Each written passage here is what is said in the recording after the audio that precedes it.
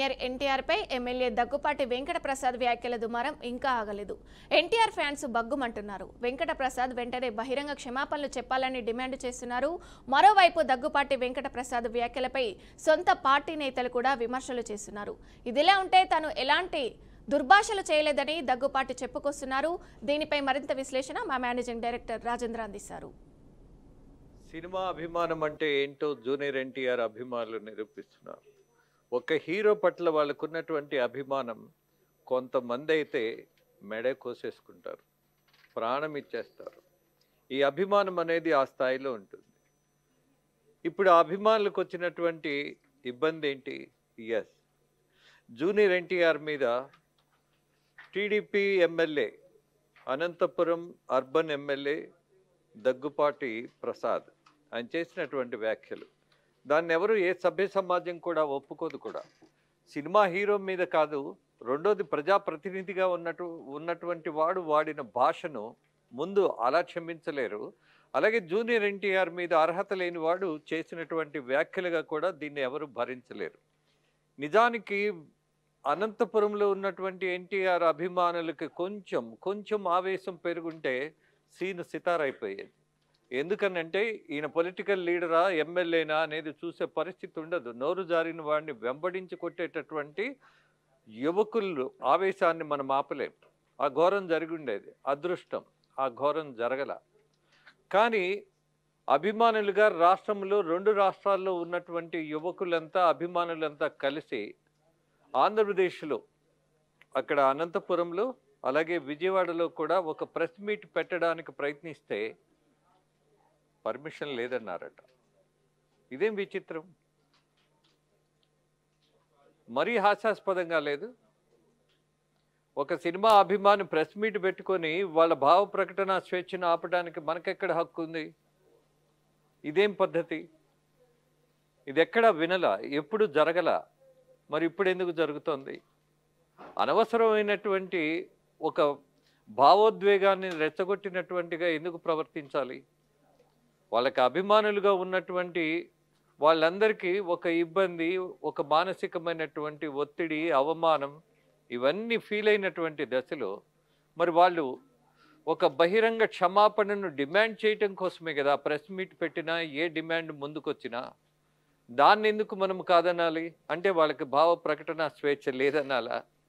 ప్రజాస్వామ్యం, పెద్ద పెద్ద పదాలు, రాజ్యాంగం, అది ఇది మాట్లాడతారు. చిన్న విషయంలోనే ఇంత తప్పు ఎందుకు చేస్తున్నారు? ఇదే వాస్తవం అయితే ఇంతకంటే తప్పు మరొకటి ఉండదు. అసలు ప్రెస్ మీట్ పెట్టుకోవడానికి అనుమతి ఎందుకు? అవసరమా? అవసరమే లేదు మరి. కానీ మరి ఎందుకు అడ్డుకున్నారు అనేది అర్థం కాని సమస్య, అర్థం కాని విషయం కూడా. ఇక అభిమానులు చేస్తున్నటువంటి డిమాండ్ ఒకటే, బహిరంగ క్షమాపణ చెప్పాలి దగ్గుపాటి అన్నతను అని. మరో డిమాండ్, పార్టీ ఖచ్చితంగా అతన్ని సస్పెండ్ చేయాలి అని. It's a good demand. Because ఇక్కడ అభిమానులా లేకపోతే సినిమా నటుడా, రాజకీయ నాయకుడు అన్నది కాదు. ఒళ్ళు బలిసి మాట్లాడిన వాడికి వ్యతిరేకత ఉంటుంది, వాడిని క్షమించరు, శిక్షిస్తారు అన్నటువంటి భయం లేకపోతే రౌడీ షీటర్స్ దగ్గర నుంచి, హంతకుల దగ్గర నుంచి, అవినీతి పరుల దగ్గర నుంచి, అలాగే నోరు జారేటటువంటి నాయకుల దగ్గర నుంచి అందరికీ అలుసైపోతుంది. ఎలా పడితే అలా మాట్లాడేయటం, ఒళ్ళు తెలియకుండా ఏదో పూనకం వచ్చినట్టుగా. అసలు దగ్గుబాటి ప్రసాద్ తీసుకొచ్చినటువంటి ఈ సమస్య అతనితోనే పూర్తి కావాలి. అతని క్షమాపణతో అతన్ని సస్పెండ్ చేయటం వల్ల, నిజంగా సస్పెండ్ చేస్తే తెలుగుదేశం యొక్క గౌరవం పెరుగుతుంది, 100% పెరుగుతుంది. ఒక ప్రజాప్రతినిధి అయి ఉండి దాన్ని ఒక కుటుంబ సమస్యగా మార్చాడు, ఒక రాష్ట్ర సమస్యగా దాన్ని తీసుకొచ్చాడు. అలాగే అతని నోటు జారుడుతోటి మహిళలను అవమానం చేసినటువంటి వాడిని పార్టీ క్షమిస్తోంది అన్నటువంటి ఒక నింద మోయాల్సిన పరిస్థితి ఇవాళ తెలుగుదేశం పార్టీకి తీసుకొచ్చాడు ఆ మహానుభావుడు. అందుకే ఇవాళ అభిమానుల పట్ల సమాజం కూడా సపోర్టివ్గా ఉంది. జూనియర్ ఎన్టీఆర్ అనగానే ఒక బలమైనటువంటి నటుడు, నాయకుడిగా కూడా భావించే పరిస్థితి ఉన్నది. కారణం ఒకటే, ఇవాళ పవన్ కళ్యాణ్ రాజకీయాల్లోకి వచ్చిన తర్వాత 11 సంవత్సరాలు కష్టపడిన తర్వాత 2 ప్లేసెస్లో ఓడిపోయిన తర్వాత ఇవాళ మళ్ళీ గెలిచొచ్చి ఉప ముఖ్యమంత్రిగా గెలిచినటువంటి ప్రయాణం మొత్తం తీసుకుంటే అతనికున్న ఫాలోయింగ్లో ఆయన ఈ దశకు వచ్చాడు. అలాగే పార్టీలో అతను కష్టపడబట్టి ఈ ఉప ముఖ్యమంత్రి పదవికి ఎదగగలిగాడు. ఇవాళ జనాలకు ఒక భావన ఉన్నది, అసలు తెలుగుదేశం పార్టీ బలమంతా జూనియర్ ఎన్టీఆర్ పక్షాన కొంత ఉండేది అన్నది ఒక నమ్మకం. ఆ నమ్మకంతోనే చాలామంది టీడీపీ సీనియర్ నాయకులు కూడా జూనియర్ ఎన్టీఆర్ని మనం ఆహ్వానించాలి అన్నటువంటి డిమాండ్ కూడా తీసుకొచ్చారు. తీసుకొచ్చిన తర్వాత విమర్శలు పాలయ్యారేమో ఇంటర్నల్గా, లెట్ ఇట్ బి, అది పెద్ద సమస్య కాదు, ఇక్కడ ప్రస్తుతాంశం కూడా కాదు.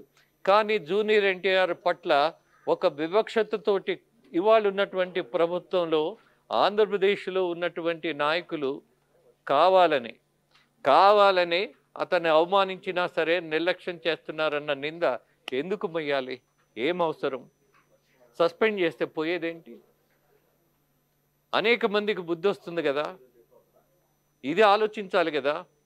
పార్టీ పరువు పెంచుకోవడం, ఇవాళ పాలకపక్షంగా ఉన్నటువంటి కూటమి ప్రభుత్వంలో ఉన్నటువంటి నాయకులందరూ బాధ్యతగా వ్యవహరించారు, ఆ బాధ్యత నిరూపించారు అన్నది ఇవాళ ప్రభుత్వానికి మంచిది, పార్టీకి మంచిది.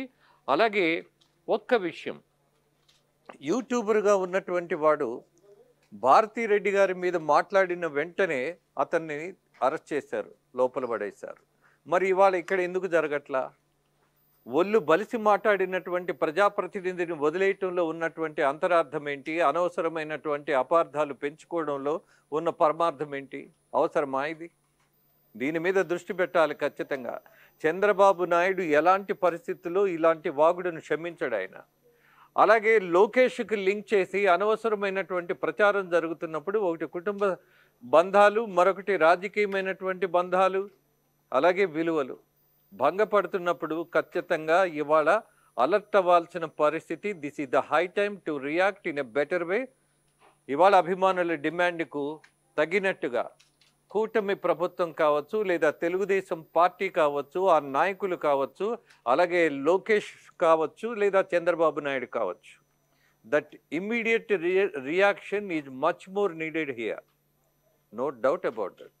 యువకులుగా ఉన్నటువంటి ఆయన అభిమానులు రెచ్చిపోకుండా, అనవసరమైనటువంటి రచ్చ చేయకుండా జాగ్రత్త తీసుకోవాల్సిన పరిస్థితి కనపడుతోంది. అదే పరిణామం కూడా ఆశిద్దాం.